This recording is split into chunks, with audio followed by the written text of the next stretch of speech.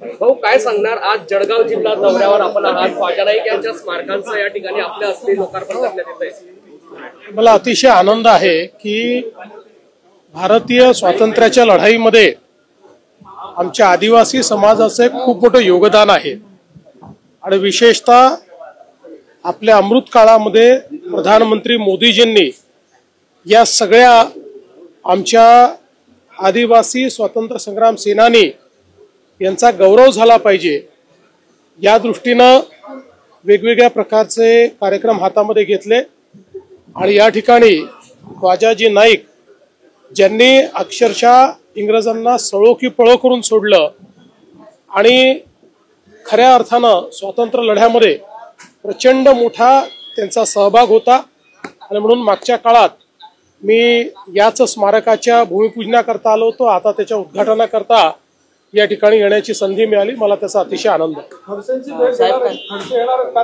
मला माहिती नाही।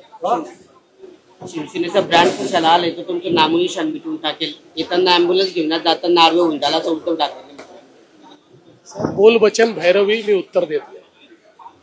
उद्धव ठाकरेंचं एक वक्तव्य आलंय, पुन्हा एकदा जे जनतेच्या मनामध्ये आहे तेच होईल, मात्र मालकाचे लोक मराठी माणसं एकत्र येण्याचा प्रयत्न करत नाही। पुन्हा सांगतो, बोल बच्चन याला मी उत्तर देत नाही। हे बोल बच्चन आहेत, याला उत्तर मी देत नाही। आमच्या चॅनलला लाईक करा, सबस्क्राईब करा, बेल आयकॉनवर क्लिक करा आणि हो शेअर करायला विसरू नका।